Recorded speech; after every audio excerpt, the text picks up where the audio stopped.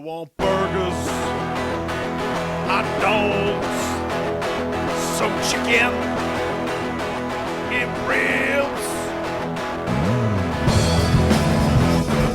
Yeah! Yeah!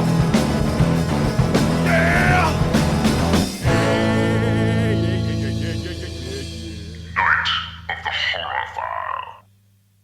You know what I'd like right now, right about fucking now? A train ran on you? Well, that's some other things that the listeners don't need to hear. But like, I would like some magic to be able to change the fucking weather. You know, it is hot. Oh yeah, and sweaty as balls in this fucking state right now. It is nasty, and of course, like stress has decided to hit. Yeah, around here we won't talk about that, but like we talked about that shit at length over on Shooting the Shit, so yeah, go listen there. But like, dear God, so it's so hot. Right now it's 10:25 p.m. Yeah, and it is 92 degrees outside. Fuck it, we are in hell. You know, it was like, you know, this state is hell, figuratively. Let's make it literal hell. Now it's hot on top of everything you got to deal with here in Oklahoma, which, by the way, ew. We live in Oklahoma. But anyway, yes, we So had you just discovered summer? I just discovered summer, I think. But it has never been this hot. Our house is a little older, so even the AC is like, I wasn't built for this. But anyway, no, this isn't the weather station you're tuning into. Thank God. Welcome to Night of the Horrorphile, a horror movie and genre film podcast where I take a horror movie and genre film and show it to my beautiful wife, Brittany, who then gives us her input. And sometimes she likes these things and sometimes she does not. We'll see at the end of the episode what she thought about this week's movie. Because what did we watch this week? Hellbender. Took you a second. I'm sorry. It's okay. I have had a rough week, okay? It has been a rough week. That's probably why this is coming to you on a Tuesday. Sorry. We missed a Monday. Hey, first time in how many years we've been doing this show? 3. That we had to push forward on a Tuesday. And if you wouldn't have changed it, I would have stabbed you. See, I did it for my life, dear listener. I didn't want to die. So I changed the schedule this week. But anyway, yeah, so far, I think Witchcraft Month has been going pretty good. We've been talking about some witches, some magic and stuff like that. We've had one movie. Except for this one. Yes. Okay, yeah, yes. And June is the month that just keeps on trucking for some reason. This is going to be the longest month of our lives, I feel like. But anyway, dear God. Anyway, being that it is Witch Month, one of our listeners pointed out how being called a witch isn't really an insult any longer. Yeah. I think that's true. That's very true. Being a witch is very powerful now, you know. So own the title, ladies. Like if somebody right now on the street called you a fucking witch, wouldn't that make you feel good? Like, I feel like it's like, yeah, you're right. Fuck you. I'll turn you into a goddamn newt. I've been called worse this week, so. No, good point. I think we all have been called a lot of names, but that's okay. Now, today's film is a bit outside the definition of a witch, a witch we are used to seeing.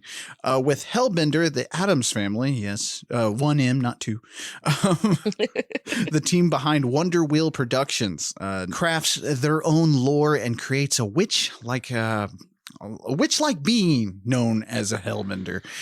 So not technically a witch. I don't feel that in this movie. They describe it in the movie. Yeah. I have it written down. Mm-hmm. Yeah. I do appreciate that though. Now this is possibly the coolest family ever. Oh, that made this movie. They started a while back on a 20,000-mile cross-country road trip, starting in their home state of New York, going to Maine and across Washington. So hidden within their films is a family road trip, which I think is fucking amazing. They started back in 2010 when they bought a camera and some equipment and set out on the American highway. Now, the family is composed of Toby Poser, John Adams, Lulu Adams, and Zelda Adams, their daughters. Now, their first film was 2013's Rumble Strips, made when the girls were 6 and 11. Oh, wow. Yeah. And their first Shudder hit was The Deeper You Dig. Now, I haven't seen Rumble Strips, but I have seen The Deeper You Dig.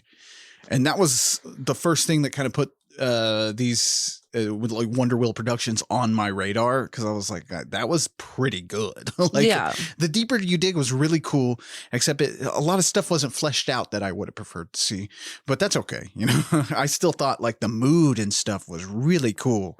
It's a really good movie if you hadn't seen it. I believe it's still on Shudder. I don't recall if it's still there, but it's a movie like this one that I wish people would talk about more. Mm-hmm. Like, it's one of those movies where it's like, have you guys fucking seen this? Like, is anyone watching this? Like, right. You guys got to watch this. You got to see this, man. Exactly.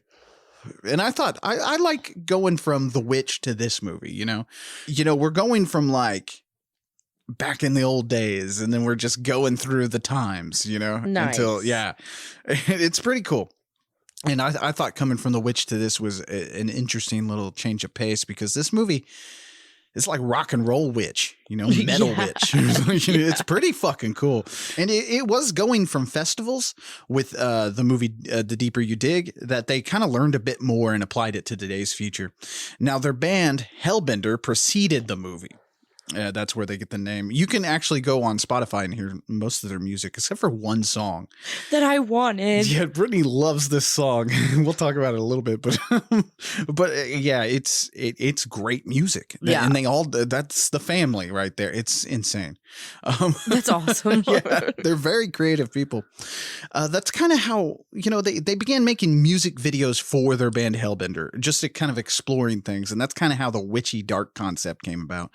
Plus, with the reviews on The Deeper You Dig, one thing that they heard a lot of was that people wished the mother and daughter relationship in that movie had been developed more. Oh, yeah. Yeah, which I agree. I do agree. I would have liked to see that relationship, like, you could feel, because it's a family acting together. So, like, they automatically have a chemistry. Right.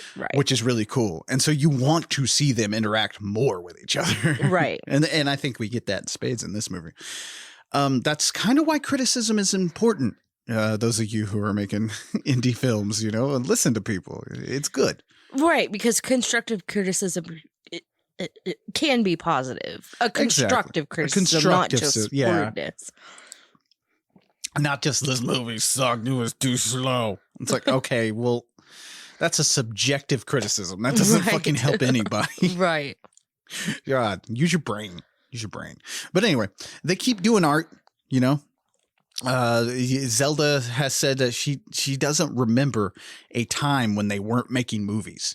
Oh, that's awesome. Yeah. To develop their ideas, Toby Poser said that they eat a lot of like spaghetti meals together and stuff like that. And they go on a lot of car rides and they just kind of spitball stuff out. Yeah. You know, one person has an idea and then the other person builds on that. Like, oh, I killed a guy in the woods. Well, okay, why was he there? And then, you know, it all snowballs from there. It's a really cool brainstorming session that I think it's kind of old school, man.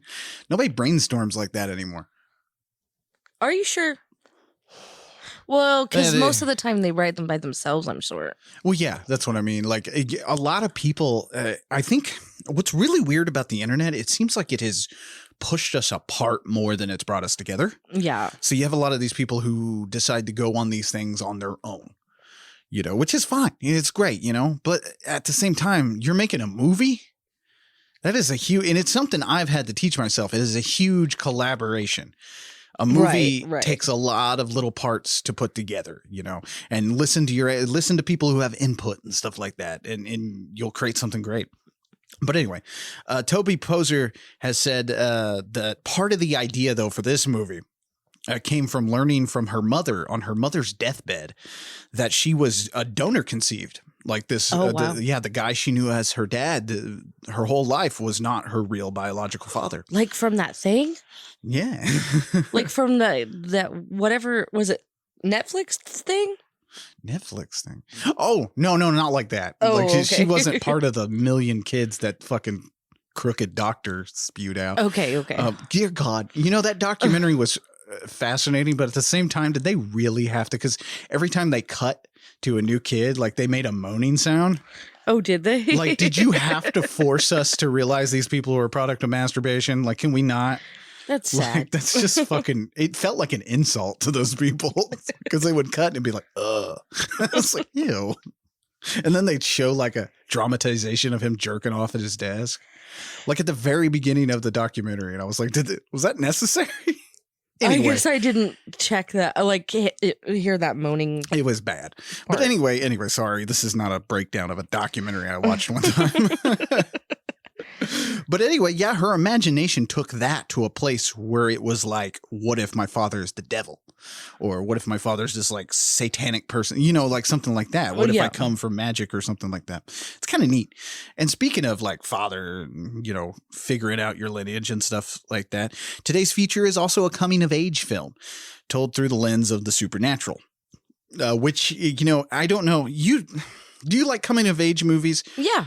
I feel like coming of age movies you really relate to a lot more. Like everybody can relate to a story of someone coming of age, especially women with this. Right. You know, because at its heart, it is about a girl just trying to fit in and trying to figure out like relationships, friends, and trying to figure all that shit out. Well, where did I come from and stuff like that? It's, you know, at its heart, it's got a really good story. Yeah. Just told through a supernatural lens, like I said. And it was all shot during COVID times. That's right. If you're listening to this far into the future, in 2020 and 2019 2019 was the last year of normalcy, I think, on this earth. Right. And from 2020 on to we're still in it. 2022, it has been fucked up. So again, if you're from the future, I hope things have gotten better, but it's not good right now. And, you know, this movie, we'll talk about it more, but this movie really does lend to the, like, to that. Like, I looked at you and I was like, when was this movie made? Oh yeah. And you were like 2021. I was like, oh. I think that's also why. I think that's also why it feels even more like you feel connected to this movie somehow. Yeah. Because with those limitations that the COVID times, which by the way, the country shut down when this movie was about to be, when they went into production. So like, and you notice things that are happening that are like, wow, like, but also it lends to the movie. You know, those little elements lend to it to a point where you feel strangely connected to this movie. I agree. Which is, I think, makes it even better. You know, that's how you pull off some good art, right? But the only scene that wasn't was the opener that we'll get to in a minute. Now, Hellbender was supposed to be a bit bigger, but we got something a lot more reserved and smaller than what we were going to get, because I think they had like scenes that were going to be like shot in the school and stuff that like a romantic relationship. They were going to build on that stuff. But like, you know, the country fucking shut down. Right. So they were left with, okay, we got to retool everything, which, like I said, it's also the fact that this is an independent feature. And I think indie movies, especially now, you know, compared to the big budget Hollywood stuff, we're starting to see like people starting to take the stuff from like the 80s, the movies that people really love, like horror fans and stuff, came from a time when horror movies were very low budget. And so that tends to force you to be creative. When you have a very low budget, you have to be much more creative to pull off what you're trying to put on screen. Exactly. And I think we're seeing it more and more now, you know, especially with COVID times. People are they're forced to do more creative, you know, works instead of just big old balls out budgets, you know? Yeah. And it may not even be a budget thing for COVID. It's like a casting thing. And because you got to worry about that. I'm doing a movie now, and that's one thing I got to worry about. I got to worry about people are vaccinated, right? You know, I got to worry about masks and stuff like that. I got to make sure I follow some kind of guidelines so nobody's uncomfortable, or, you know, because the last thing you want to do is put anybody's life in danger, right? You know, so it's an interesting time we live in for movies, and I think we're starting to see that reflected in the movies we watch. But anyway, so yeah, they had to scale it all back, and I think again, I think that's what makes Hellbender so unique and awesome. The isolation plays a huge part in this movie. Oh yeah. Isolation is a big thing. So with all that in mind, let's dive into 2021's Hellbender. So immediately we're thrown into someone eating people. You know, And this is Leigh. He's getting eaten because he's the biggest person in the place. So, like, they have me strapped up like a rotisserie chicken. yeah, I would make a meal for a Hellbender, man. You know, that's all. You would just need one of me. And you'd be flying through the air as fast as, you know, just fucking lickety spit, just fucking going. Like, man, I just ate one guy and I feel like I can take on the whole world. Just one of my butt cheeks and you're good to go, man. That's like a steak, you know. Would you describe your butt cheek as a steak? You don't think so? It's pretty hard. Like, because I don't have like fat. Do you want I don't hard have a lot of fat on my butt. That's how I'm shaped, people. I'm shaped like a toad. It sucks. But anyway. Nobody wants to know what your butt cheeks are like. Join my OnlyFans. I mean, what? Join my OnlyFans, everybody. You get to see my butt cheeks. You didn't tell me about this. I don't have an OnlyFans. Bring the money. I don't. And Give me my even money. if I did, who's paying? You know, I am a specific spice that you don't technically want to pay for. I should come at the table already. You know, like I'm already there. I'm like salt. Like Salt. I was gonna say complimentary bread, but I guess salt will work. Because of the starches, I could see bread. Yes. Anyway. The carbs and everything. But anyway, one thing I haven't heard when someone talks about this movie, and I haven't really heard a lot of people talk about this movie, which is sad because this movie is fantastic, but it's that it's like another movie. You hear this a lot, you know, like, well, it's like this movie, it's like that movie. And sure, I do see there are influences in this movie, and you can't escape those as a creative. You can't escape being influenced by other people's art. Right. But this movie feels so fresh and new, though. I feel not just because it's new. You know, this is a newer movie on our podcast, but Toby Poser has said in an interview with RogerEbert.com that it's important for them to never follow the rules. So really, they go out of their way not to be locked in a box of their influences, which I think is super fucking important. You know, like when you're doing anything creative, you got like little homages and little things thrown into your art. It's great, but you don't want to be recreating something. Right. You know, that's what happens when you get too locked into a box of influences, is because you'll end up like just fucking like, you know, it'd be like, well, this is just this movie. Right. You know, I think that's why that Joker movie really suffers. To me, I know a lot of people fucking love that movie, but to me, it's just like, it's like all influence, no fucking originality. Right. You know, and I'm sure I'm going to get a lot of I mean, hate for how that. do you do that in a Joker movie anyway? You can do it. You know, I think you can do it because you watch that new Batman movie. They totally did that. You know, I think that's why a lot of these comic book movies really don't do it for me much anymore, because they're all the fucking same. Right. And so the ones that do it for me are the ones that go way out of the fucking box. You know, they do something completely different from what everybody else is doing. Right. Which is, I like that. You know, and Marvel is actually starting to kind of do that a little bit. So, yeah. Teensy tiny bit. Still fan service, but I mean, what are you going to do? It's comic books. Nothing wrong with comic books. I love comic books. I'm just saying, you know. But yeah, you know, show your influences, but don't let them define your art, because yes, there are so many amazing artists and it's hard to do something completely original. You know, like you said, right. What are you going to do? Right. How do you make something completely original this day and age? But Hellbender, for example, we've seen both these stories, a coming of age film about a teen girl and a coming into power story about a magical being. We've seen that played a million fucking times in a film, you know. I could, a coming of age story, you could come up with like 20 of those. I'm sure you can. I can't. Oh, maybe, but like maybe. Ginger snaps. Yeah. We've seen this kind of, we've seen this kind of stuff applied tons of times, especially in horror. Yeah. Horror is a great place for that kind of story, like Carrie. Right. You know, you see that kind of stuff. But anyway, this is, and I'll talk about it as we go, but this is like a reverse Carrie. I don't know if you noticed that. It's kind of like a reverse Carrie. Yeah. But anyway,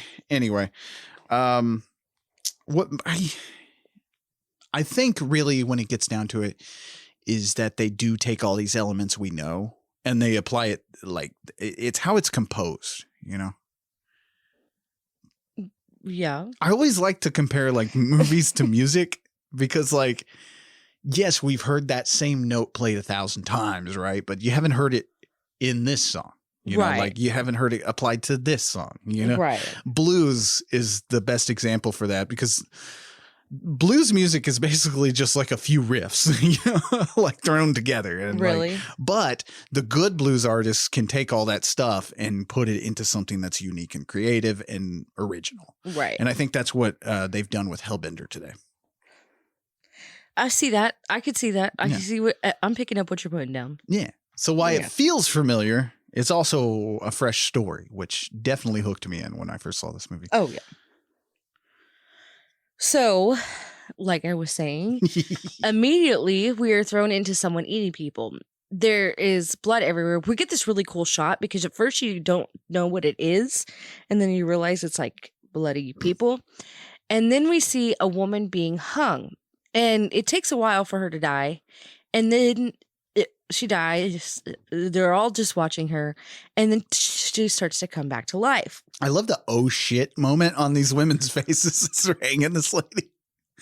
Well, I didn't see it like that. You didn't? I saw it as like a wait for her to die. And then they're like, oh, wait. She's not really going to die. Yeah, she's not like gonna they're die, waiting yeah. for her to come back to life. I don't know. Then one of the women standing around unloads a revolver onto her when she comes back to life, and she just doesn't die. Then another woman goes to stab her, but she flies off into flames. Yes. Like, so I she don't know how flies to away. explain. Like, to hell, I guess. Well, no, she just flies off because you hear later what happened ultimately to this lady. Anyway, yes, that's our opener, and that's the last time you'll see a bunch of people grouped together. Yes. Yes. But like I said, with good reason, but also I would prefer this movie not have the scenes that it might have had if COVID hadn't struck.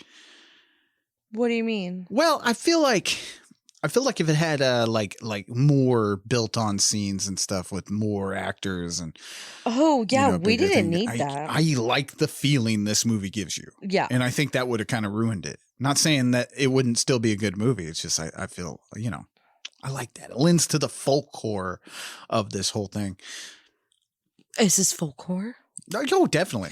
Okay. Definitely folklore. It takes the, we explained folklore when we did The Witch. Right. You're right. Okay.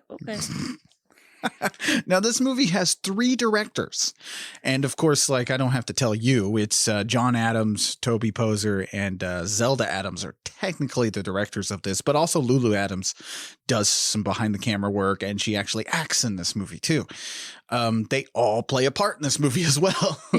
So like I said, this family is definitely working together. And I think, again, that definitely lends to the chemistry that all these actors have together. Oh, yeah. So now we're at the best concert I've ever seen. They're playing a song that I love. Women. God. Women. Dude, you hear, you see this start up. And if you were like me and you didn't really know much about who made this movie or that it was a family and stuff. Because I'll tell you one thing, I saw The Deeper You Dig and then I saw this, but I knew nothing about them until I saw this. Then I really started reading in. Yeah. And once this fucking song kicks in, you're like, oh, all right. Because you're not expecting the music in this movie to slap as hard as it fucking does. Oh my gosh. They did not have to go this hard with this music, but they fucking do, and it's amazing. It's great. I loved it. So after their practice, we realize that this is a mother and a daughter. And it's kind of weird because Izzy wants to go to town with her mom in the morning, but she knows she can't, but we don't know why she can't yet. Yeah. Again, that isolation kind of kicks you right here, Yeah. where you're immediately set off in this. It's really cool. So the next day, Mother, that is her name in this movie, so that's what we're calling her. Anyway, Mother leaves for town, and Izzy hangs out on the land that they live on. When Mother gets back, Izzy says she went hunting for a laugh but it was a ghost. And I didn't catch this at first. Mhm. I guess she heard a laugh and she's saying the ghost was laughing. But I was like, is she confused with her words? Like, is she dumb? That's what I was thinking when I first heard it. Was dumb. I know. I was like, what is happening? Anyway, so this starts to kind of freak Mother out. And later she goes and makes us like a sigil. A sigil. Yeah, we talked about this because you were like, what the fuck do I call this? It's definitely a sigil. Well, I think that's what you would call it. Whatever, a totem or a rune, whatever you want to call it. Any of these. That's what's kind of nice about this movie is because, yes, they do walk you through what a hellbender is in a minute. And it's not a lizard. There is a lizard called a hellbender. It's really it's not a lizard. It's a really gross looking little fucking slimy lizard thing. But anyway. But yeah, they do walk you through that, but also they don't explain a lot of what these runes mean. Right. Or a lot of what this means. They do it visually, which I really appreciate because it makes me feel like you don't think I'm stupid. Well, I want them to think I'm stupid because I want to know what the fuck that thing is. We've talked about this. I love visual storytelling and stuff. And you're like, I need my handheld like I'm a child, please. Right. Please do that. But I get the premise of this. Well, yeah, because they don't do it to the extent of like, let's say like a fucking David Lynch movie or something like that, where I'm picking up on all these themes and you're just like, it was just a lady in a radiator. I don't know what you're seeing here. Go see our Blue Velvet episode on our Patreon for that. But yeah, I do appreciate some good visual storytelling. And I think they do a really good job here. Oh my gosh, yes. So she's making the sigil thing with sticks and berries. And this has to fucking hurt. She sticks her nail in her cheek and cuts her cheek and spits out blood. Oh, yeah. And like, ow. Well, there's just a lot of bloodletting in this fucking movie. Oh, yeah. And it's not in the way you would think, like no one's cutting their wrists or like cutting their chest or anything like that. It's like coming out of your mouth. Yeah. And like later somebody, the part that gets me is don't tell them. Yeah, we'll get to that. We'll get to that. So then we get this cool shot of her looking into the sky as it zooms out. It goes up. Mm-hmm. There's like this aura floating almost, like we're seeing it expel from her. I don't know how to explain it. And then she goes home and they're eating stuff from the forest, like fucking pine cones and shit. There is. And twigs.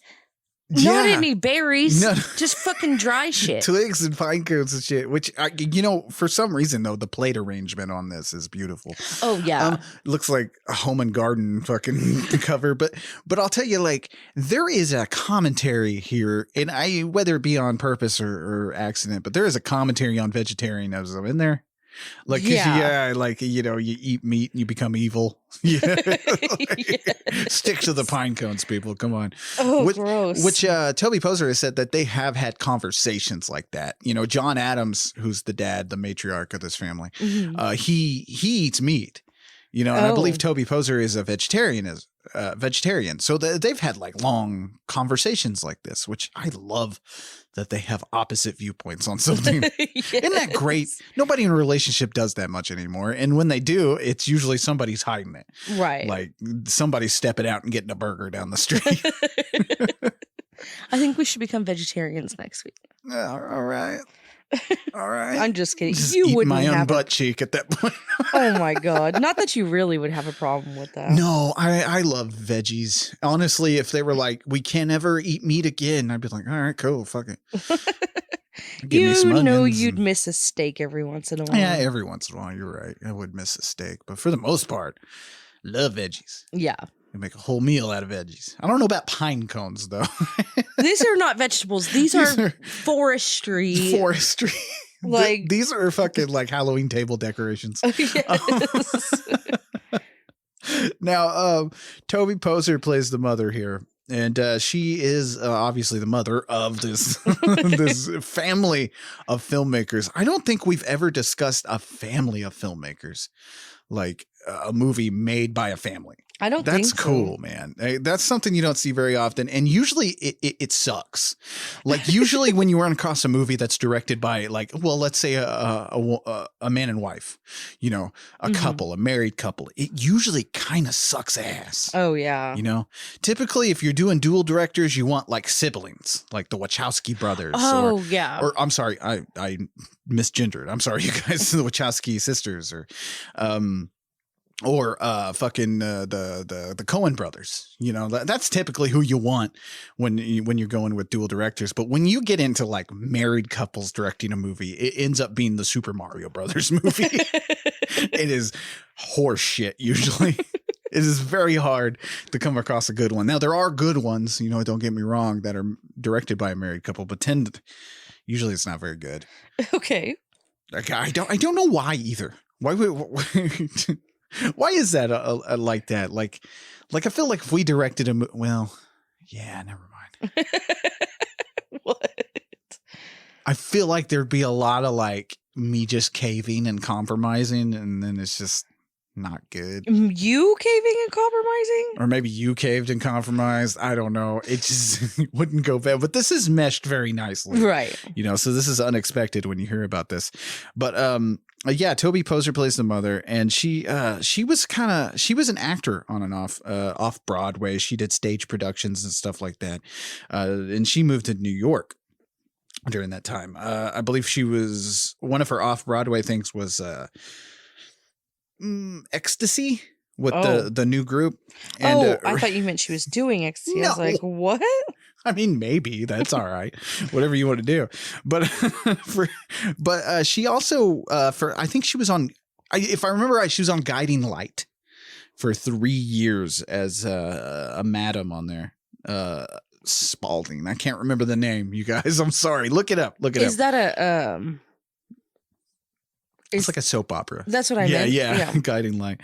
But yeah, she's on there. And then she went on and did like some other TV appearances and stuff like Law and Order and Steal Me and stuff like that. And she did a lot of voiceover artistry. In fact, she was, I believe she did some narration on the Progressive auto insurance commercials with Flo. Oh, that's cool. Yeah. So anyway, her kind of acting stuff started getting limited because of the sad, you know, when you get a little older, they start throwing you away. Yeah. And it kind of fucking sucks. I don't understand that. Like you would think like when someone gets older, they would get more roles, you know, like you look at Kathy Bates. Right. But here's the thing. Okay. Unless you've made it big as you were younger, like big as you were younger. But Kathy Bates did not make it big when she was younger. She actually started out when she's older. Really? Yeah. I believe Misery was one of her first roles. Okay.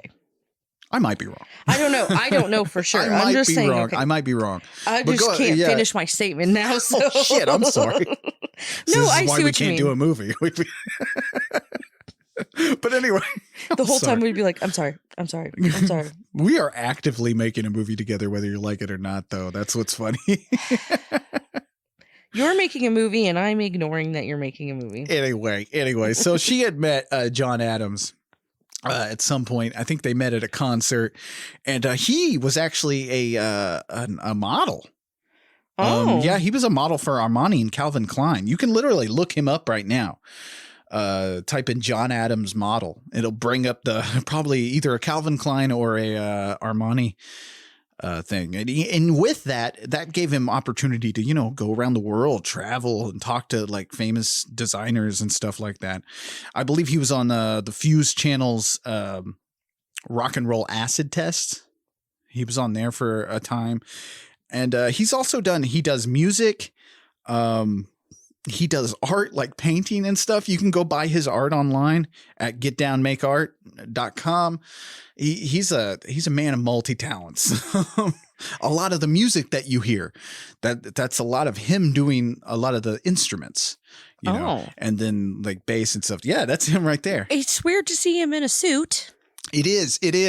Because you can tell like he went from model to just like himself. Yeah. You know, because, you know, most of the time models are just making themselves up to look like that to To model. sell something. Yeah, to be a model. And then you see them when they're not modeling anymore and they're a completely different Just person. normal, yeah. Yeah, they're being more them. So anyway, they met, fell in love, got married, had kids, and then they set out on this fucking road trip with just got some camera equipment. I believe one of their first tripods had like a leg was broken, and so they duct taped that motherfucker. I mean, if it's not broke, like broke. Yeah, and they just went around fucking doing movies, man. Doing all these, like, they did shorts, I believe, and then they went on and did, I think this is their 6th or 7th movie. Oh, wow. If I'm not mistaken. But yeah, it's pretty cool. That's awesome. Yeah. Now, of course, playing Izzy here is Zelda Adams. She was born in New York to our power couple here. Jesus. And she's also been shooting her own like short films and stuff since she was fucking 9. Oh, wow. You know, so this is like a talented family, very talented, but not like you hear a lot of it when you hear about talented families, you know, your first thing is like, oh God, I bet one of the parents forced everybody to be talented. You know? Right. You always come across those families that are like, I was in a band like that one time. I was in a family band because they needed a singer because no one could sing. It was the most awkward experience in my entire fucking life. The couple's like fighting. Oh my God. They were yelling at their kids, like, play the A chord, play the A chord. Oh my God. Oh my God. This kid is going to snap. This kid is going to fucking snap and kill us all. And I'm like, what am I doing here? What the fuck am I doing here? It was like me, like a big fat me leading the Partridge Family. It was the weirdest fucking thing. We never went anywhere but parties. Like we only performed parties, but it was the most awkward. And like somebody would make a mistake and the dad would stop mid playing and just yell at the kid. And I'm just at the microphone like, I don't play an instrument. How y'all doing tonight? Doing okay? He's going to take him out back and do something, I guess. You can't hide behind the drums. Yeah. So they're fucking, you know, that's usually what happens. You know, it's pageant parents. Oh, that's so terrible. Yeah. But with them, it sounds like they just naturally let everybody be creative. Oh, yeah. Yeah. So like, like Lulu Adams, who plays, I believe, Amber here in a moment. She went on to do her own thing. She appeared in TV commercials, I think she was in a Gap Kids commercial at one point, and she won an acting award for her role in Rumble strips and stuff. And she's been working behind the camera since 13. You know, so she did a lot of camera work in this as well. That's cool. Yeah, and I believe she's off traveling the world now because I think she graduated her senior year at Lewis and Clark College in Portland, Oregon in 2020, where she majored in French and psychology. Oh, that's cool. Yeah. So you know, it's the opposite of what I just explained of a family. It's ones that let everybody breathe. And if you want to be creative, you can. And typically you're going to be creative if you're exposed to all that stuff. Right. So. You do what you want. Yeah. We're going to do this over here. Yeah. It's a refreshing thing. You know, everybody's allowed to be creative, but in their own way, you know? Right. So sometime later, Mother is eating something from a jar, and then she does like a seeing spell thing to see where Izzy is in the woods. Like she puts her hand on this thing, on this sigil thing, and then puts her other hand on her eye so she could look or whatever. So now we see Izzy. She's in the woods, and a man walks up on her, and he says he's lost and that he saw something weird in the woods and wants to show her. And he like steps towards her to show her from his phone. Which I'm sorry, but like a guy approaching you in the woods, it's not going to be good. It's not going to be good. Like, hey, look at this picture on my phone. It's yep. It's going to go two ways, and they're both bad. Yep, not doing that. No. So he steps towards her to show her this picture, and she says that she's sick and she can't come near him. So this is when Mother shows up, and she yells at them, and she doesn't, she just like, hey, or whatever she says. Yeah. And she just points, and it's just as the Mother point, like, to Izzy, being like, get the fuck away from him. Yeah. Even though she didn't do anything wrong. But she's like, you get the fuck away from him. So then she goes and she ends up scaring the crap out of him because she goes from like the mountain to this. Oh shit, you hit your mic. I'm sorry. From the mountain to the bottom of the bottom of the mountain where he is. And which is cool because, like, you know, you watch a lot of movies and they're like, oh, we got to show the witch running real fast or something like that. Like, and it's like, you don't need that, man. I would prefer this. I would prefer this over the big budget fucking shadow effects they do in a lot of these movies. Oh, yeah. Because that, I don't know what it is about that. They did that in Twilight. You know what I'm talking about. When someone runs real fast, they do this weird fucking camera technique and special effects thing, and it makes your movie look like shit. Like, oh yeah, I'm immediately not okay with what I'm seeing. Right. And so, like, I prefer this little camera trickery. Just 2 cutscenes. That's all it is. It's just cutscenes. That's all you need. And I know that she went really fast. It's really weird that I know that, but that's good. That's good. You're starting to learn. I'm teaching you well, grasshopper. But anyway, was that racist? Anyway, moving on. So she scares the crap out of the guy. And she ends up taking him into this open area in the woods or whatever, this field. And she asks him if he's married. He says no. She asks if he has kids. He says no. So she lifts him in the air, but with her mind, not with her hands. And she cuts his hand and licks his blood. And then she does this thing with her arms. She like throws her arms up and he is dust. He turns into fucking dust. And I feel like you want to do this to me, because this is John Adams playing the hiker. I want to do this to anybody that makes me feel bad. Wouldn't you love to be a hellbender? You just got to eat some blood and fucking off some people. That'd be great. It'd be pretty good. Although, I'm so glad they didn't say a line like this, but with great power comes great responsibility. Oh my God. I did it. I said it. I've been looking for a way to say that in the show, but no, like, for a low budget movie, like the effects in this are pretty cool. Oh yeah. They are really good at effects work for a low budget production. Cause you see one of these movies, it's like, you have to give it a slide. I find myself watching a lot of indie movies and you're automatically like, well, they didn't have the budget, so I'm going to give them a slide on the effects. It's cool. Right. But this one, you're like, whoa, that was really good. That was surprising. But after she turns him into dust, she starts crying. Well, which is a little weird. Yeah, because we learn as we go. The mom is trying to keep her daughter from this power and stuff like that, and you can tell this power isn't necessarily where she wants to go either. Yeah, she doesn't want to do this, but she wants to keep her daughter safe. Yeah. And he ended up on their land, and talking to her. So she's like, now I gotta fucking kill him. Which adds some layers to our characters, because the mom could have been one-dimensional. Right. She could have been very one-dimensional, but they chose not to do that. They chose to give her it helps you with because I hate all these beige characters, we get nowadays. They're just one-dimensional kind of fucking whatever. That's what they are. It's good or bad, but with the mom, you could sit here and talk all day about her, about the way she does this, how way she goes about like keeping her daughter from something, which is good, but also you're like, well, is it bad? Because we see what happens at the end. Is keeping it all from her really bad? Or if she was just raising her and teaching her what she is, would that have been better? Okay, we'll talk about that at the end. Yeah, we'll get into that. Because I have my own opinions on that. Yeah, and see what I mean? Like if you just had the mom just be, well, I don't know. I'm having a hard time comparing her to anybody, but if she was just fucking Carrie's mom. Oh yeah, just one fucking dimensional. Not that Carrie's mom was that bad of a character. It's just that Carrie's mom was definitely just cut and dry what she was. Right. Exactly. So it wouldn't have had the effect that she does.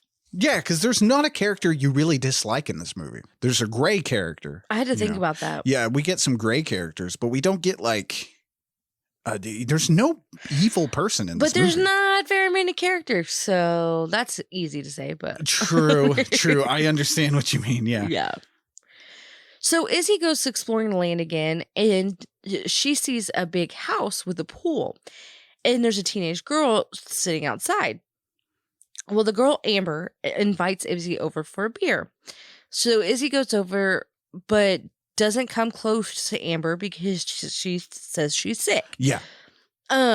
So she sits ways away and tells Amber about her band Hellbender.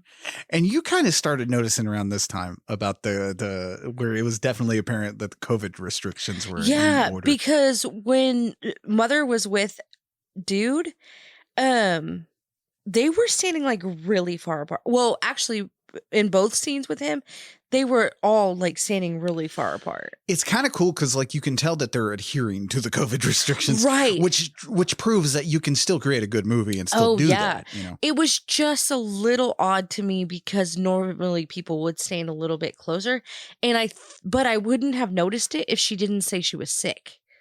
Right. That was that's a good element and I don't know if that's like pre-COVID or that was the intention the whole time. But it was a nice touch to add in there. Yeah, it's a great touch, and they explain it like the distance stuff. But there are scenes that it's kind of like what the like because they're spacing really far. They're spacing, and the spacing of the characters for some reason lends to the creepiness of this movie. Oh yeah.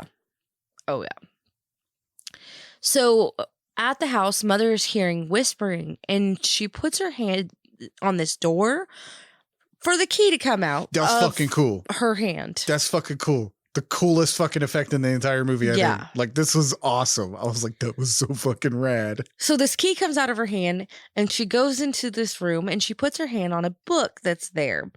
And she has this weird vision. And I cannot explain these visions to you. You guys are just going to have to watch the movie. It's fucking cool. There's so much going on. It is like the coolest acid trip ever. And it's like, well, okay for me. Like, I think it'd be a horror movie to everybody else because that's what this is. Right. But like, I like the visions and stuff like that. And they said they made so many of these like dream sequences and vision sequences that like they could have made a whole other movie with it. Oh, wow. But like what they give me in this movie, I think is great. Oh yeah, it's great. But I don't even know how to it's hard to begin explain. There are a lot of of parts of this movie that are very hard because again, visual. You know, right? How do you get that across in an audio medium? Right. A visual, like this movie is extremely visual. Like it's not a movie that you can toss on and just play in the background. Right. It's going to lose you. But so the main point of this vision is she sees Izzy and Izzy calls her a liar and then asks her what's happening. Right. And like, again, with the visions and stuff, not only are they really cool to look at and they're really creepy in some parts, but they also tell the story, which is important. Right. You know, you don't want just a fucking random acid trip in the middle of your movie because then you're making something from the 60s. Right. You know? It's just like random acid trip. Right. So Izzy ends up swimming in the pool with Amber. Amber ends up telling Izzy that this isn't her pool and that's not her house, but the people that own it live in the city and they never come up there. And then Amber invites Izzy back for tomorrow. Which, did you ever have a house like this? We had a house that we would sneak in and swim in the pool. No. Oh, definitely. Like we had a house Absolutely because it was this rich people in our neighborhood when I was growing up, and they would go on like month-long vacations. And it was typically during the summer. So they'd be gone. And you got to wonder, what the fuck you got a pool for if you're going to be gone so long? Right. So we would just fucking sneak in there and have swims and stuff like that. That sounds unhealthy. Because I bet that pool was not taken care of. Yeah. We also used to swim in the creek. So yeah, that's it's true. It's probably why I am like I am. There's an amoeba in your brain. It's too much amoeba water I swallowed. Ew. Ew. When I think back of the shit we used to do, I'm like, ew, it's a wonder I didn't get some kind of flesh-eating bacteria. Oh, I can get that for you. Like, what is this, a swamp? Let's just jump in. I would never do that now. I don't know what's changed, but I would never, ever do that. I don't. Yeah, it's weird. Anyway, so later at band practice, Izzy asks why they can't play outside of the house. Mother says that they just do it for them. They're just doing it for fun. The music is just for them. This is their thing, you know, like that.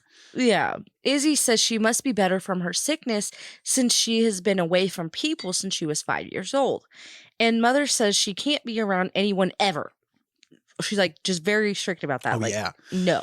And then they start to play a song called Armageddon. And I do believe this one is on the Spotify playlist. Yes, it is, man. This song is fucking kicks. Oh, yeah. Again, this music does not have to go as hard as it does, but my God. Oh, yeah. My God, it's good. And Izzy actually does play drums and stuff. Like, she plays drums and she sings. That's cool. Izzy. I'm sorry, Zelda. Zelda, yeah. Zelda Adams. So while they're playing, we see Izzy. So sometimes when they're playing in their band, we get other scenes or whatever. But she's playing with these clips that she took from Amber earlier in the pool. Yeah. It's important.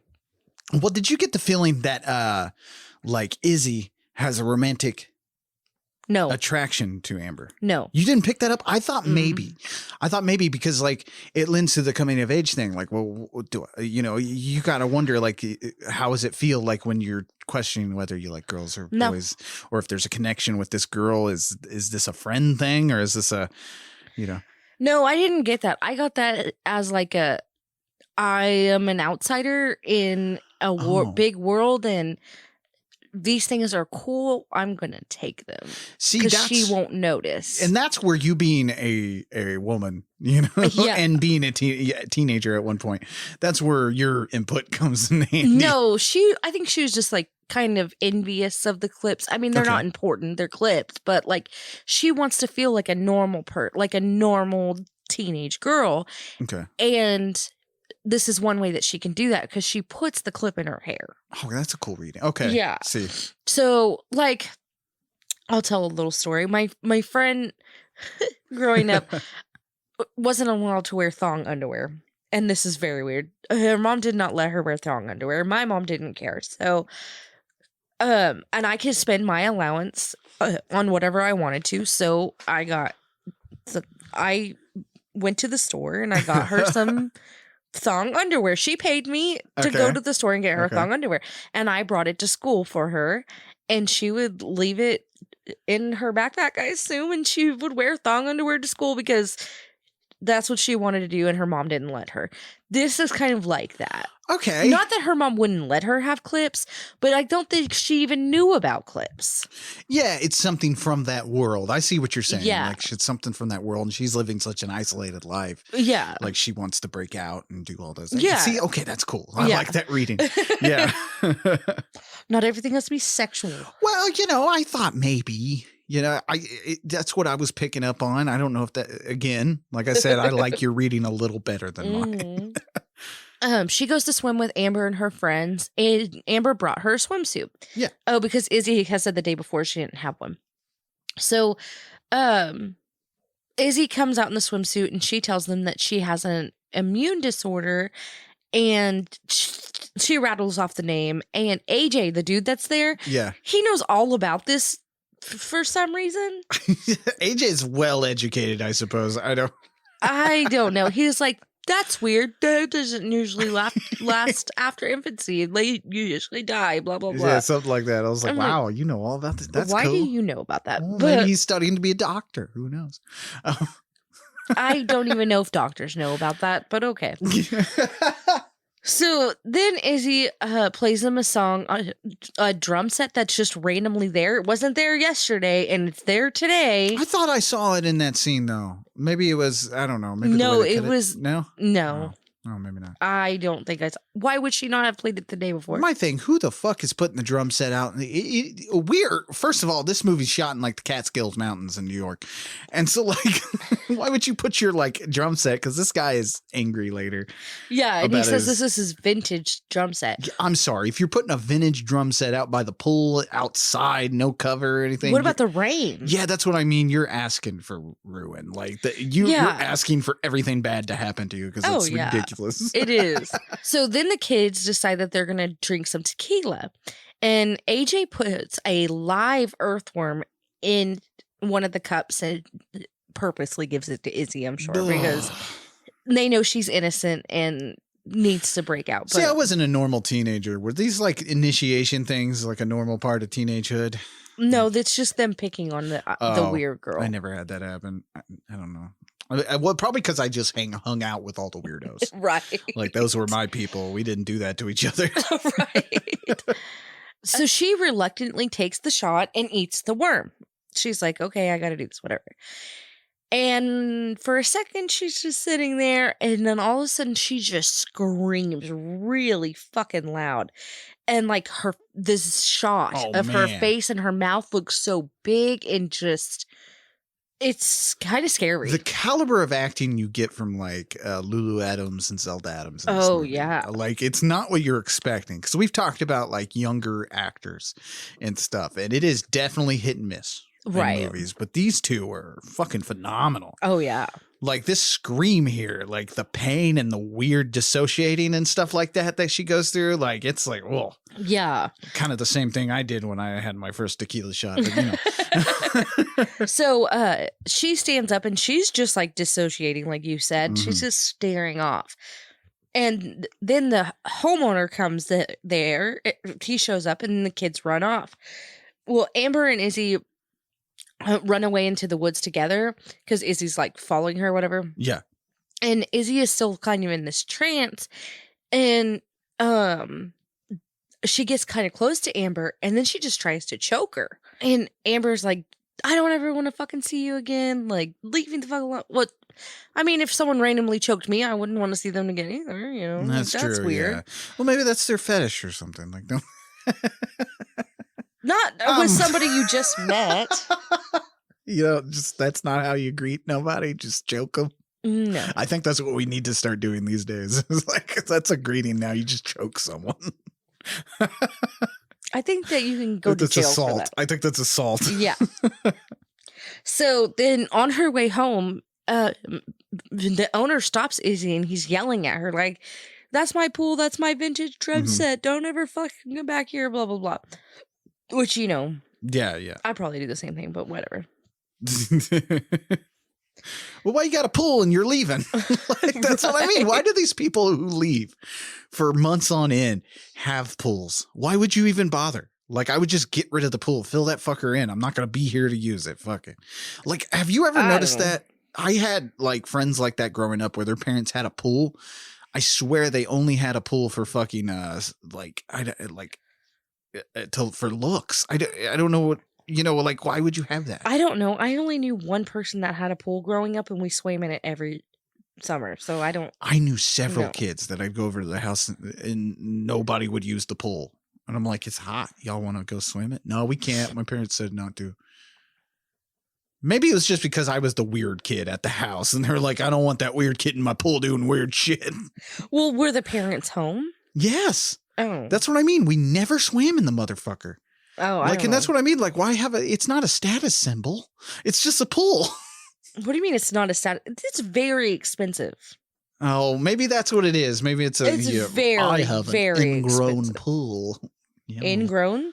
Is it ingrown in your leg or something? No, God damn it. I said a wrong thing. We haven't had a fuck up on my speech in a while, have we? I had to. An in-ground pool, not an ingrown pool. Ingrown pool sounds terrible. I got this pool coming out of my ass, doctor. It's terrible. Anyway.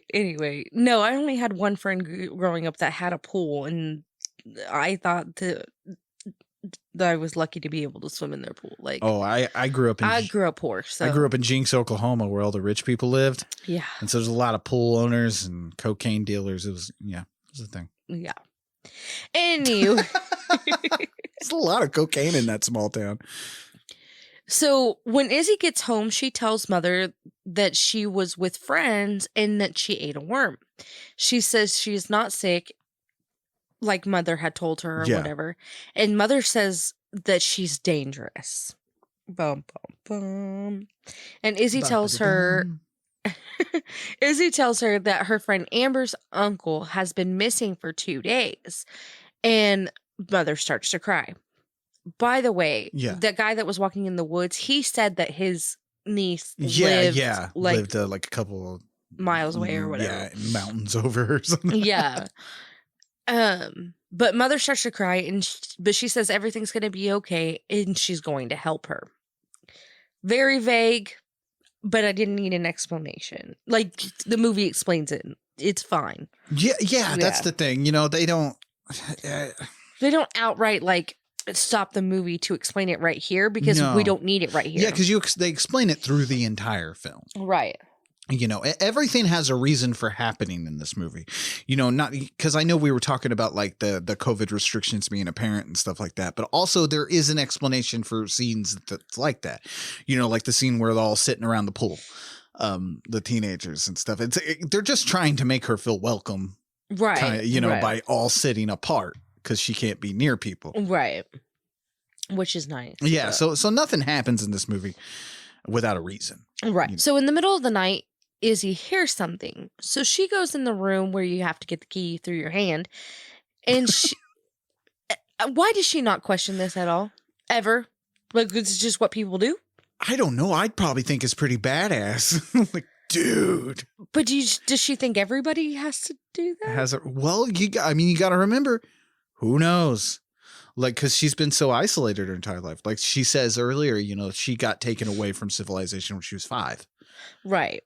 That's true. She doesn't know any different. Anyway. And it's just cool. Like, Right? whoa. Yes. So she goes into this room and puts her hand on the book, and she sees some weird shit now. It's like, okay, so what I got from these little scenes, because you see stuff like, it's like old time shit. Like old time shit. That's a terrible explanation. It's hot, you guys. I'm sorry. My big words are gone. But like, you see like stuff from like, it looks like almost like the Salem witch trials or something going on. It probably is. And you see a pirate coming out of the water. It's fucking crazy. And to me, I read this as she's seeing the lineage. Yeah, that's how I took it too. Yeah. It's like a history is what she's getting. And I feel like Mother is getting the future. Oh, yeah, you're right. She does kind of see stuff like that. Yeah. She sees visions and stuff. Of It's what's really to cool. come. Yeah. So Izzy ends up getting scared and walking out. I would too. Oh, shit. I didn't expect this. Like, that's not something you're expecting when you're a teenage girl. Like, you come across, you start learning that you're a fucking magical being, you know? Right. You're like, what the fuck? This is too much. Which you could kind of apply this to, like, coming into your own as a woman, too. Oh, yeah. Like getting your period and stuff like that. Sorry to be so blunt, but, you know, coming into your womanhood and stuff like that. You know, finding out you have this power. I wish period was power. Okay. Anyway. I don't know. You guys have a lot more power than people give you credit for. We know. Anyway. So sometime later, Izzy's in the woods and Mother comes to talk to her.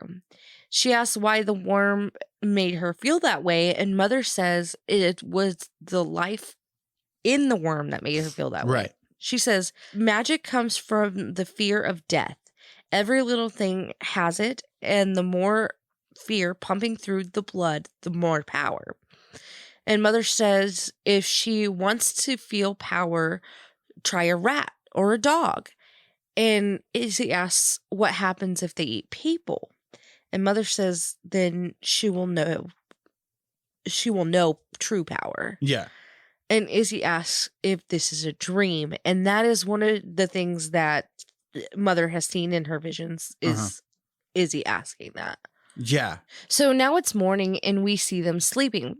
Then we see Izzy eating a finger. Ugh. Dude, she's eating this finger like it's fucking, you know, fried chicken. Like I was thinking more like a rib. Oh, yeah, a rib. Yeah. Yeah. Stuff you don't want to eat in public, you know? Yes. Very messy. You ever have those like public foods you don't want to eat? Like stuff you don't eat in public? I have my list of foods I don't eat in public. Like ribs. Like ribs. On the bone. On the bit, yeah. Wings. Hot wings, correct. Yeah, I don't like to eat those in public. Corn on the cob. No. I feel like I look like a monster eating. Do you eat bananas in public? I don't. And you know why? It's because of a child of the 90s. You couldn't eat any phallic shaped foods because of the fucking jokes. Yeah. God damn it. And I love bananas. Like, I loved bananas when hey now. See, now you're joining in. I am too a product of the 90s. Oh yeah. Well, you're a woman too, so like you can't eat corn dogs, you can't eat hot dogs, you can't eat anything that might remind someone of a penis. Oh, I can eat anything I want to because I can make it sexual. That's true. See, power. Yes. Oh, but come to find out, this is not actually a finger. This is a stick, and she's imagining that it's a finger. Yeah, what'd she call it? Like raspberry root or something? I don't fucking know. I wonder, is this stuff actually edible? Like, can you actually eat these things? It's a fucking twig. Like, because the mushroom, I'm sure, is edible. But the twig, like, the mushroom the might twig? not be edible. I feel like I need to go on this diet, like, lose a bunch of weight. I'll call it the Hellbender diet. Okay. So they decide to go on a hike, and Mother says that Izzy has opened a door that is hard to shut, and Mother says she wishes, she wished that she was there for this, but she's going to help her keep it in control. Then Mother has her eat a caterpillar, and the Mother teaches her I don't want to say a magic trick. That's weird, but I don't know what to call it. You do run into this kind of stuff when you're explaining a movie where they're making magic spells and stuff like that. Because you don't want to just say magic trick. Does that make you a fucking mime? Yeah, that makes you think of the dudes at like the fucking kids parties just pulling rabbits out of their pants and shit like that. This is a spell. There we go. That's the word I'm looking for. A spell. Or like next week's movie, they do give it a better word you could use, a glamour, A glamour. Okay, Yeah. okay. I like that. That makes it better than I made a magic trick. Right. Izzy does this, what her mother does. What her mother changes a stick into a flower. That's all she does. Yeah, and it like floats off into the air and stuff like that. And Izzy goes to do this, but instead of the stick turning into a flower, it just ends up bloody. And Mother says this is why she can't leave the mountain. Yeah.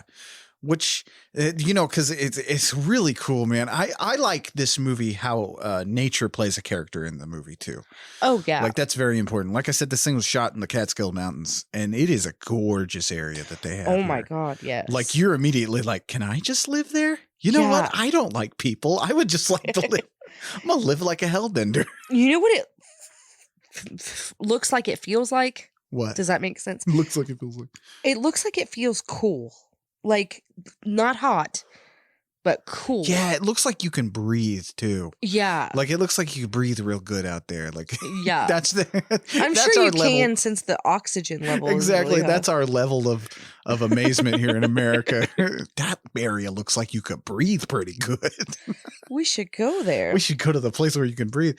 But apparently, like when they shot this here, there was no permits needed and stuff like that. It's in the middle of the fucking woods. Yeah. So like that was one of the attractions of that. But he also uses a Canon camera to shoot. John Adams did and stuff like that.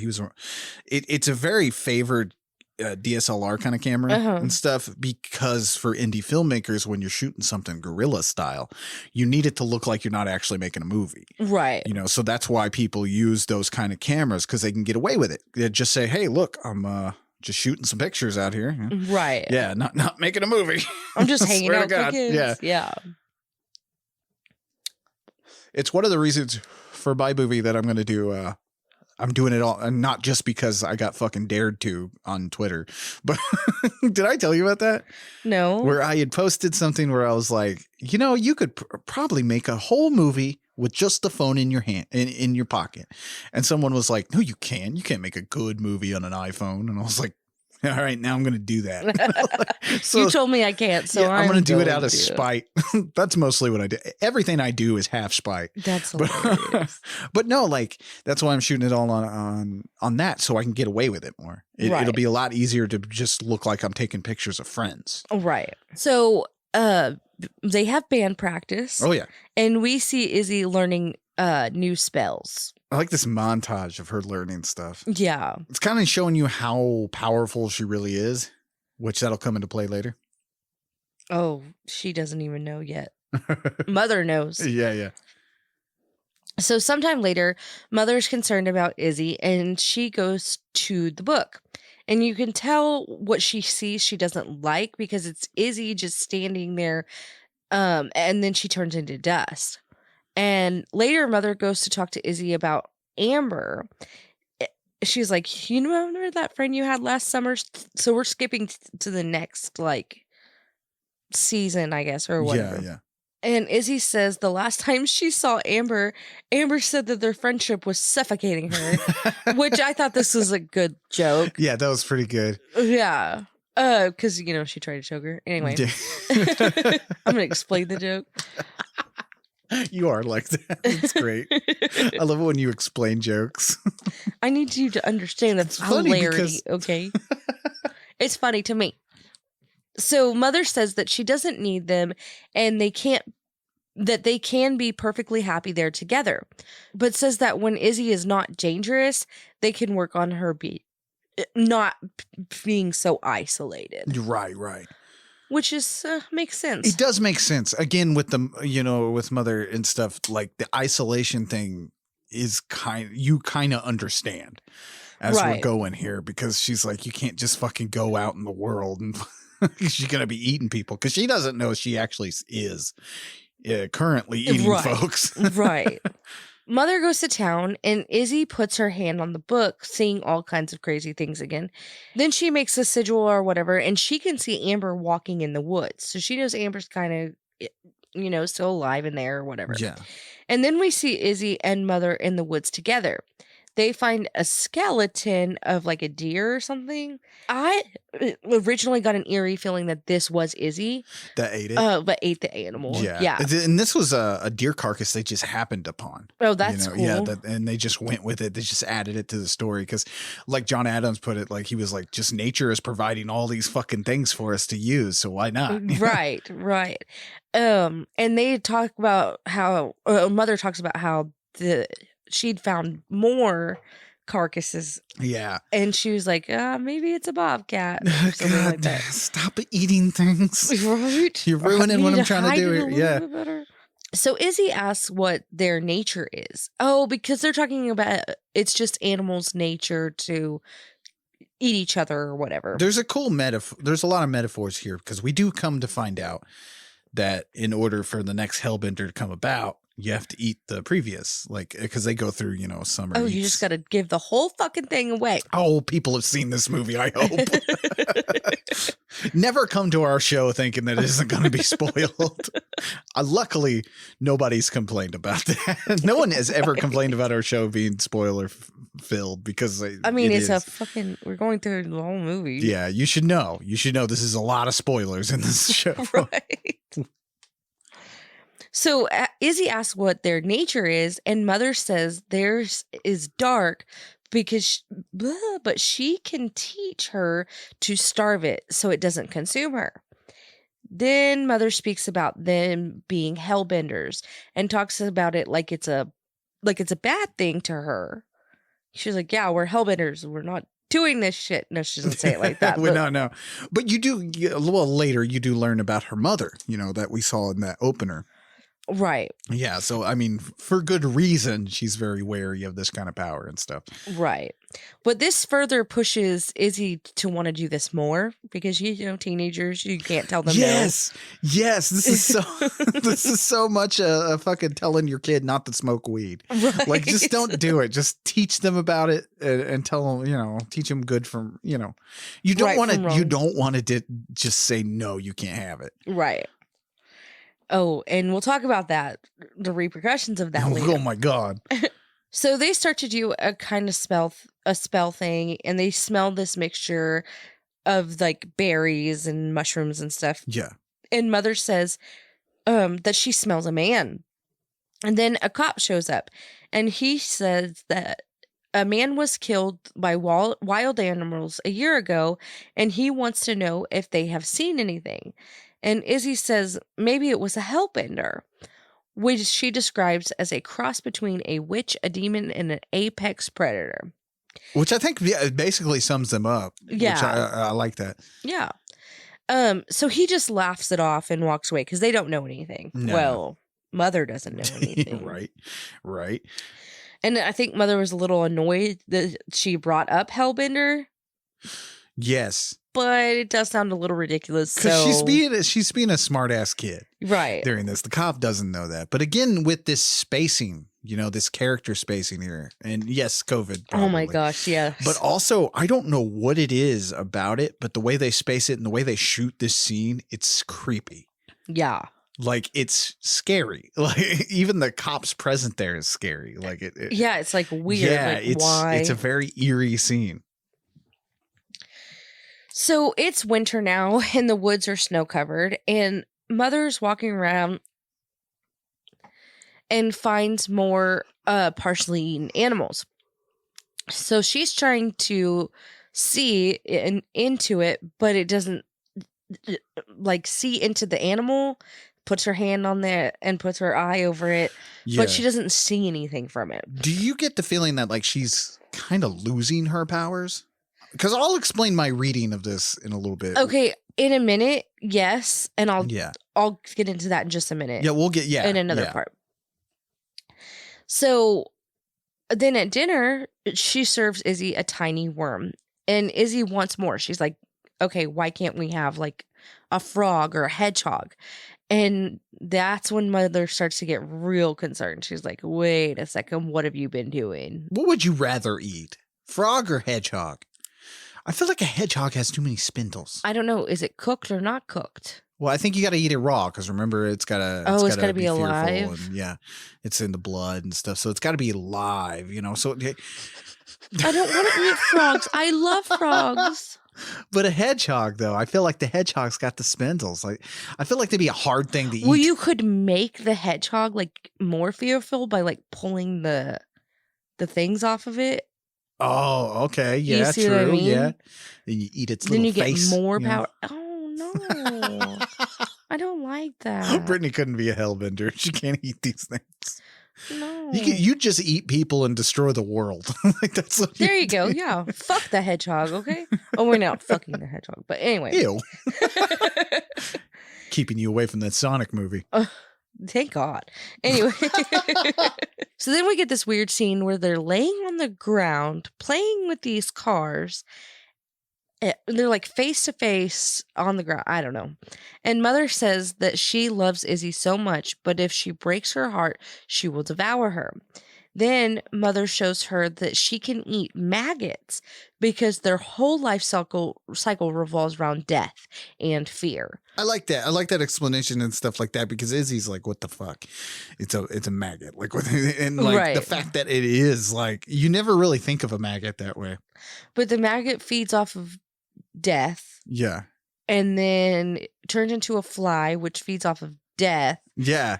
And then dies and becomes a maggot. Yeah, because these flies also lay their body or their eggs in dead bodies and stuff like that. And you never really put that together, but yeah, a whole fly's life cycle revolves around death. That's intriguing. So my question is, okay, what came first, the fly or the maggot? Oh, see, you're gonna do this. The fly or the maggot. I don't know. Well, the maggot, obviously. Now, if you ask me what came first, the fly or the egg, then the fly or the egg. Are you talking about the chicken or the egg? Well, yeah, because that's how that goes. Like the fly or the maggot. That doesn't make. That's like saying the chick or the chicken. Like no. Yeah, because a maggot is a baby fly. Which got laid by an egg. So the fly would have to be first. But how did the fly turn into the fly if it wasn't a maggot first? Oh, I see where you're going. Okay, yeah, you're getting okay, yeah. Yeah. I'm picking up what you're putting down. Okay. Yes. Neither. I got you. I don't know. Anyway. But I do enjoy this scene because it's creepy, but it's also kind of heartwarming because it's like the mother and daughter are kind of connecting with this thing because and she knows what she is and the mother knows what she is, and so now they have something to share aside from music and stuff like that. And so like that's pretty cool. But that fucking scene where she rolls over, if you break my heart, I'll devour you. That's like a whoa. Yeah. So then they go and play in the snow because they're kind of high off these maggots. That's how I see it. Yeah, that's another aspect that I kind of like about this. It's like not just are you gaining power and stuff to use and stuff, you're also like getting a high, basically. A euphoric because she even brings out the maggots in this little jar and she's like, here's my stash. Yes. So they're playing in the snow and Izzy says she wants to fly, but Mother says that they need more than maggots to fly. Yeah. So this, oh my god, this is the grossest scene ever. Izzy throws up blood on the mom's face. The mom throws up blood on Izzy's face, and then they're just laying there in blood, just laughing. It is a cool contrast against the snow, though. I know this is gross, but like I do like this scene for that. Oh, and then they're also just laying there and they're like making like smoke shapes in the sky. I liked that. That was cool. It's cool because like, especially like, because the Hellbender, they do explain what they are and stuff like that, but we don't get an extent to their powers. Right. Which makes them like even, it makes them scary. Right. Because what can these things fucking, what can these beings do? What's the limit of their fucking power? Then Mother starts to not feel good.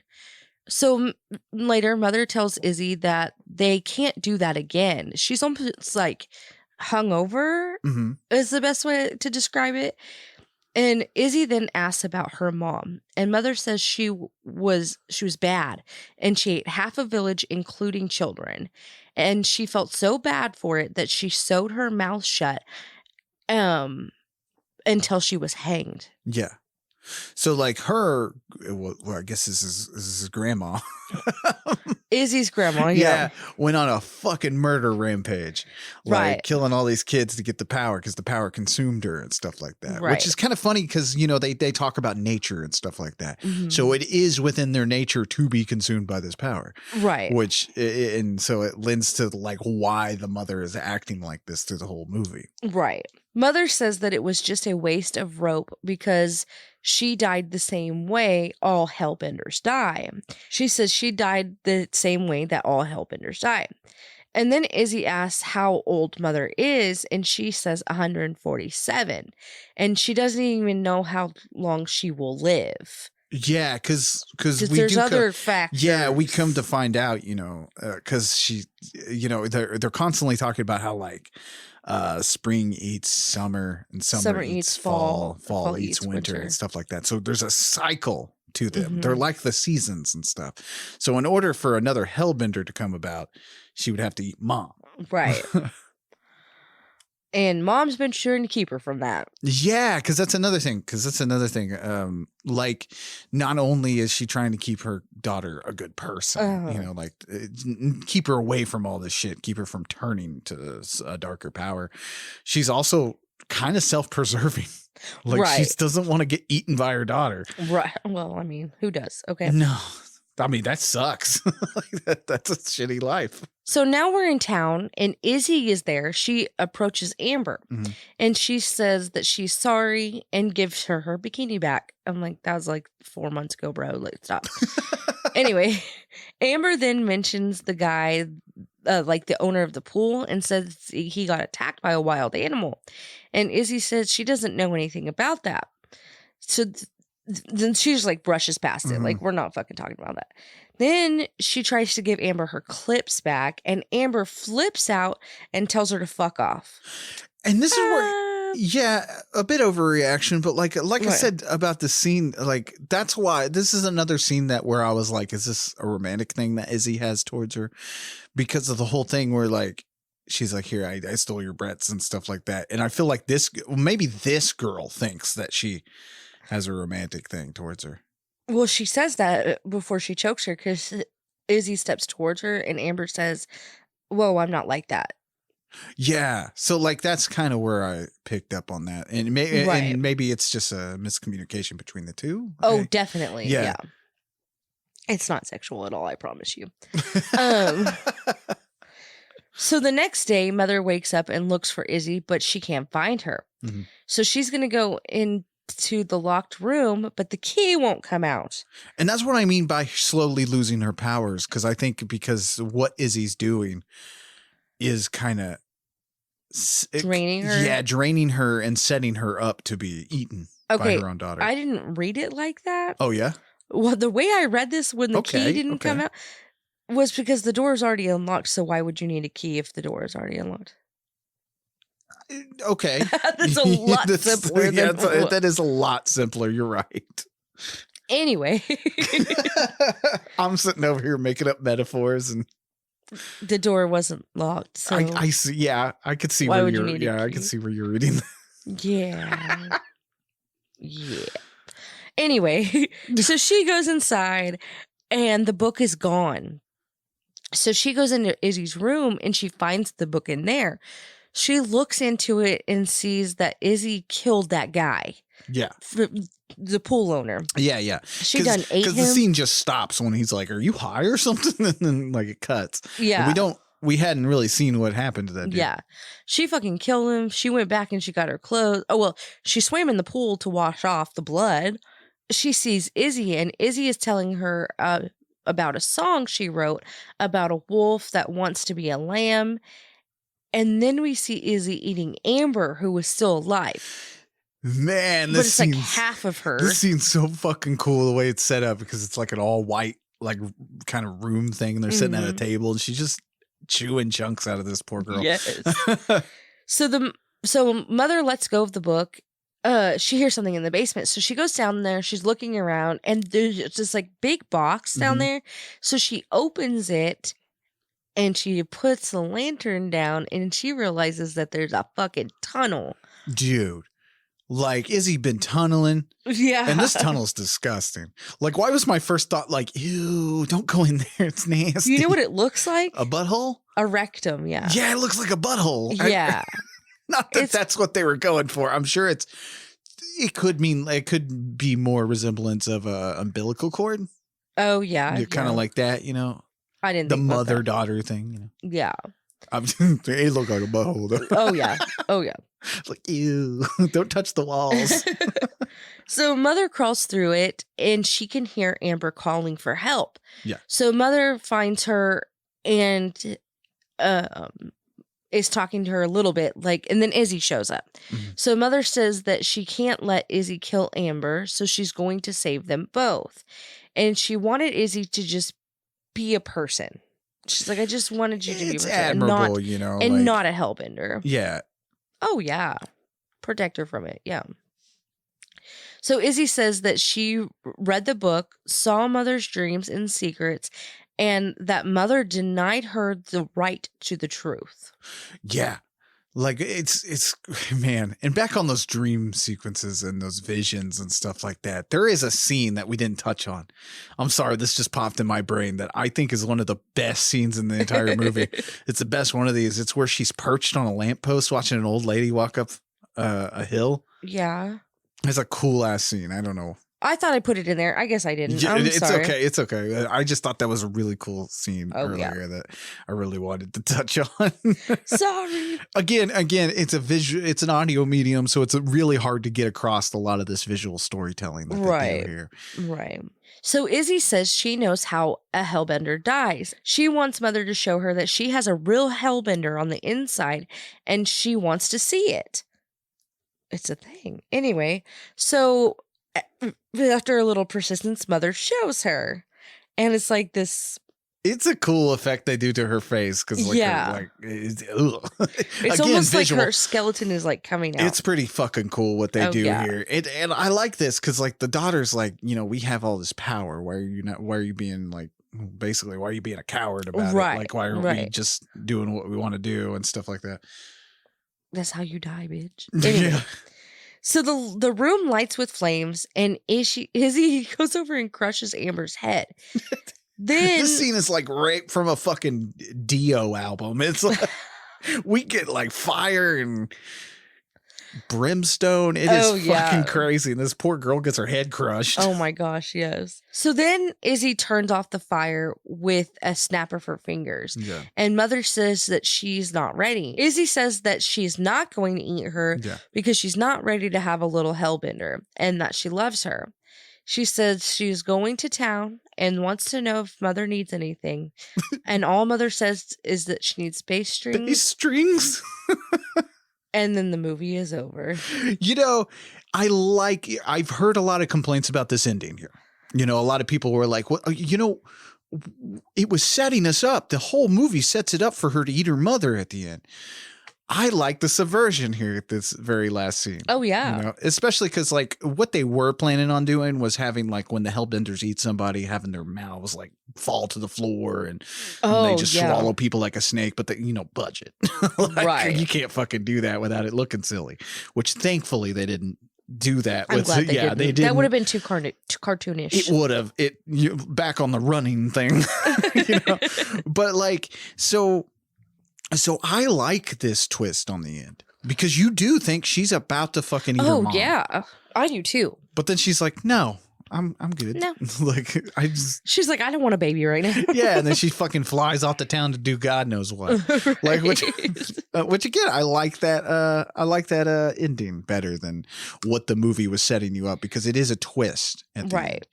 It is unexpected. That it just backs away at the very end of the movie, which I love that because it's ultimately that's not the story it's telling, which is pretty cool. Right. Anyway, so Hellbender had its streaming premiere on February 24th, 2022. And that's when I got to see it. And let me tell you, the proper way to watch this movie.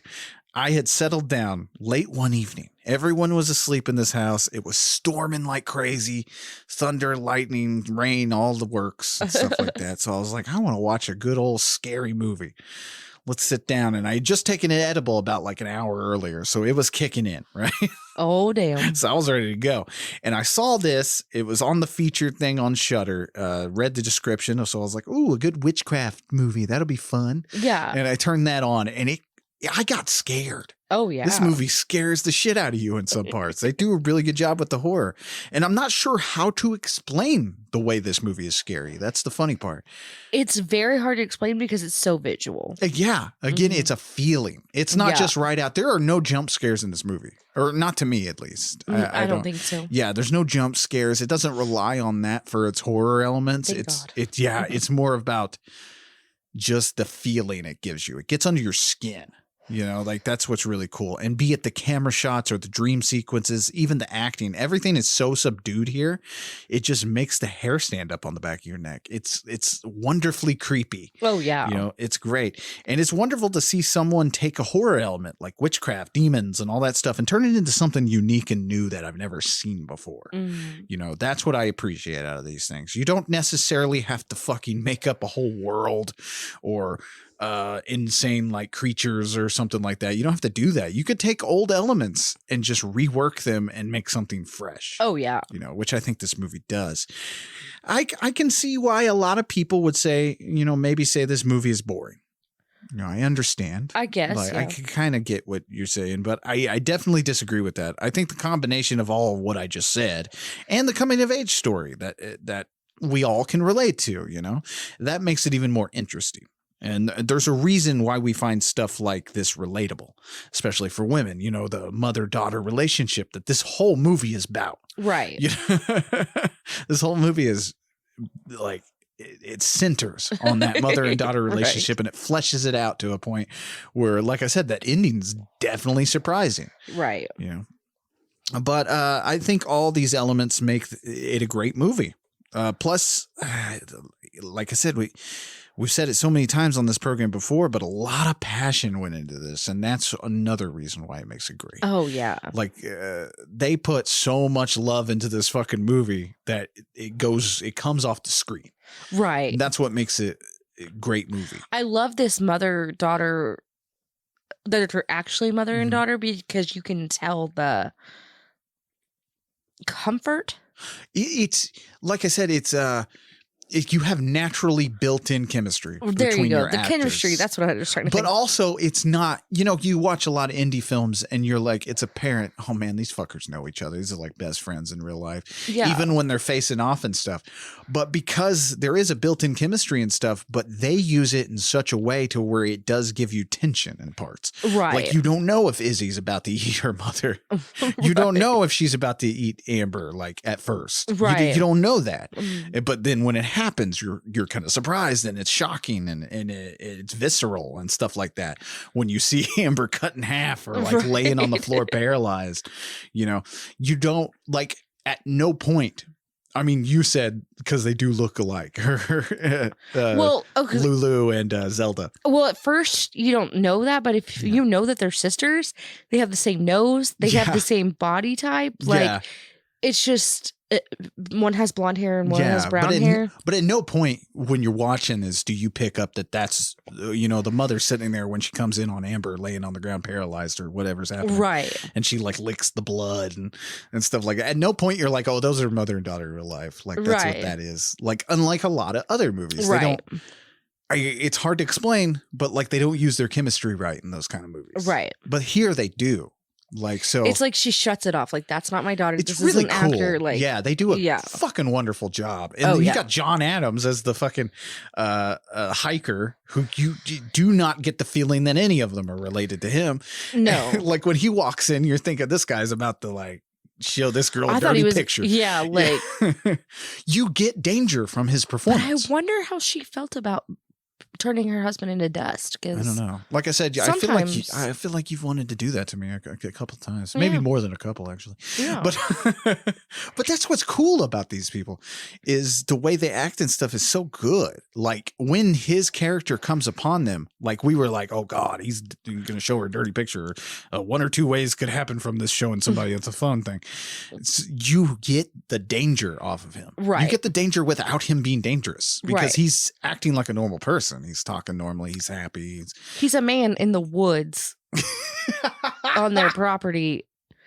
I'd be scared. But if they hadn't have been doing a good job, we would have been like, oh, that's her dad. Right. Like she's not scared of him, but like she does an amazing job. She's an amazing performer.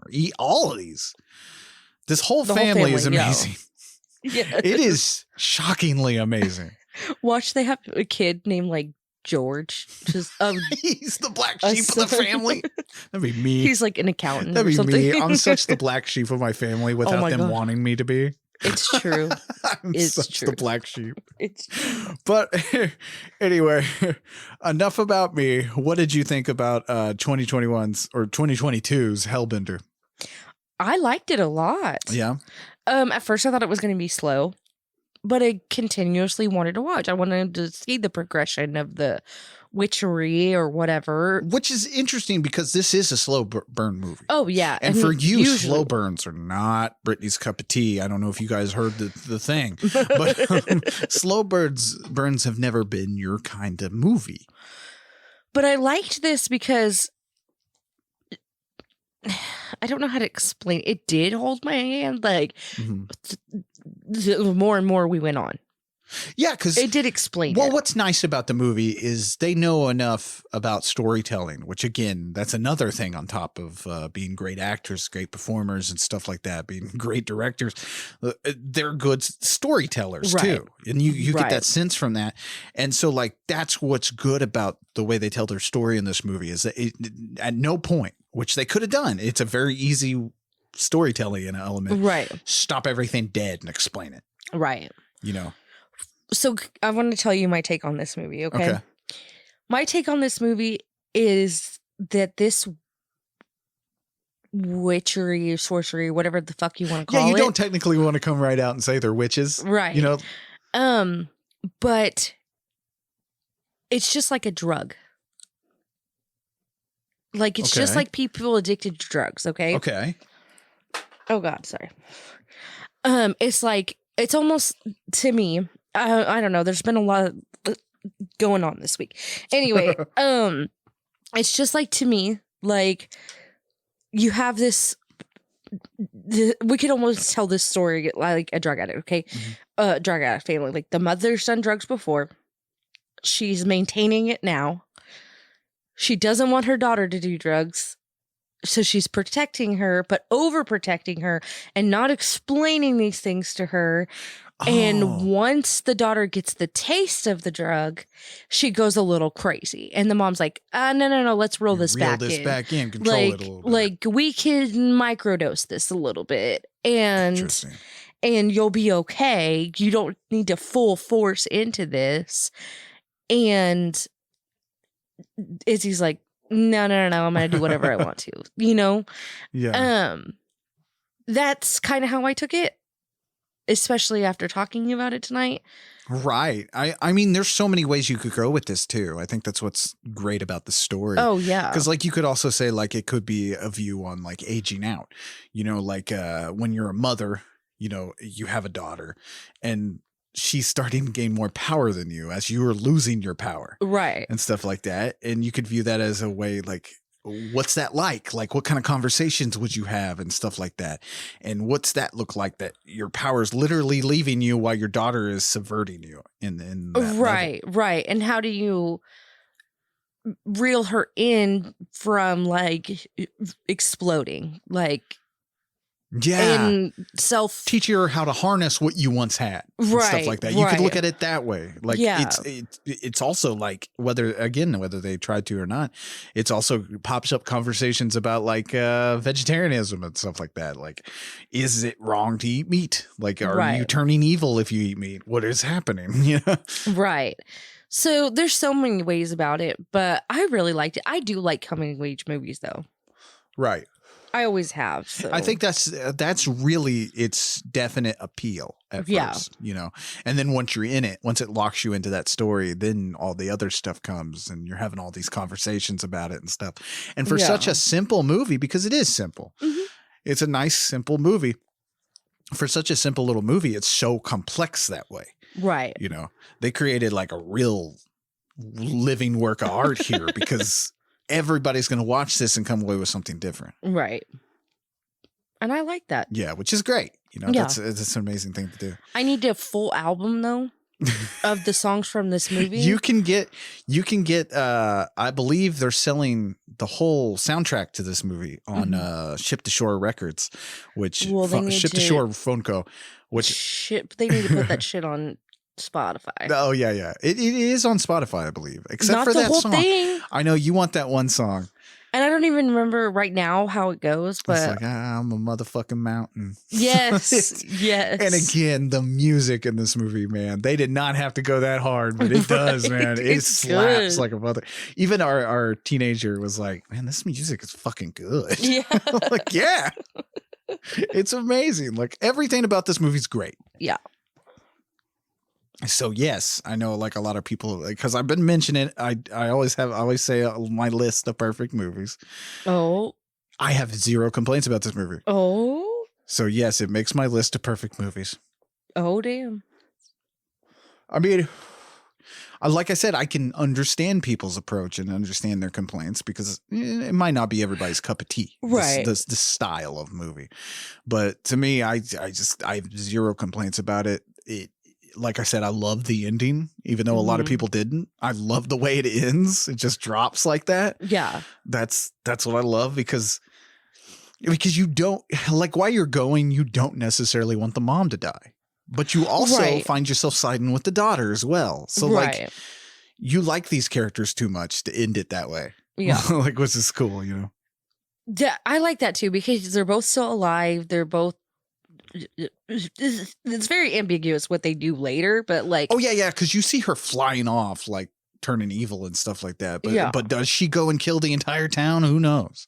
You know, like maybe she just is just a really powerful super witch. Just, right? You know?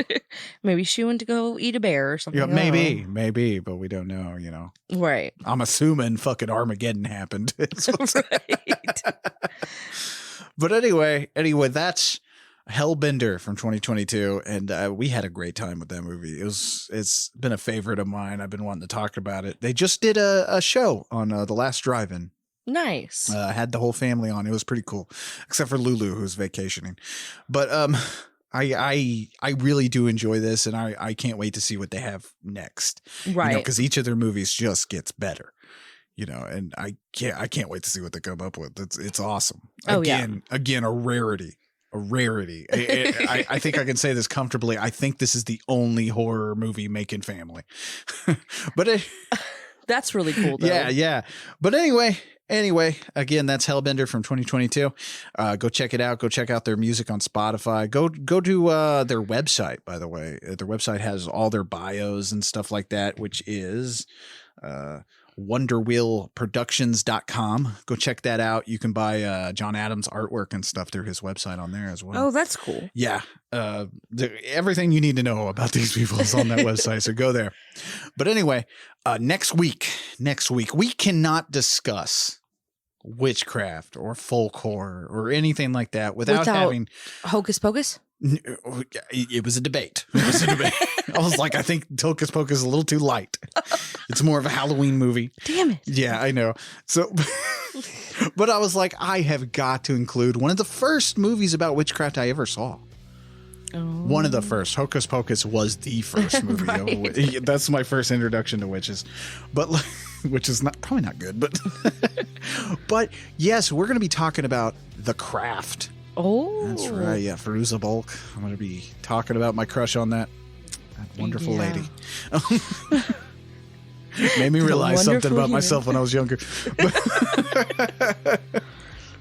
But yeah, Neve Campbell. Oh man, Rachel True. It's an amazing fucking movie, and we could not do a month like this without talking about that. Oh yeah, because that is such like for our generation. That's the witchcraft movie. You know? Oh yeah. And I've only seen parts of it, so I need to watch the whole thing. Yeah, you definitely, because you're going to fucking love this movie. Oh, yeah. You're going to fucking love it. But anyway, so that's next week. Thanks for being patient with us and accepting this episode coming out at a weird time. Sorry. Yeah, that's okay, though. It's been a weird week here at Knopf Studios. It has been odd. There's been too much happening, and I hope there's not a lot happening in your life. Hopefully the dark times are coming to an end wherever you are. Hopefully. But anyway, I'm Leigh Evans saying stay spooky. And I'm Brittany. Stay horrific. Bye-bye. Bye. Thanks for listening. To get a hold of us and submit your stories, fan mail, and death threats, you can find us on Twitter, Instagram, Facebook, and nightofthehorrorfile.com. Our theme song was written and performed by John Brennan, used with permission. Find John at shopjb.bandcamp.com and at badtechno.com. If you like what you hear, leave a good review wherever you listen to podcasts, and share the show on your social media. See you next week.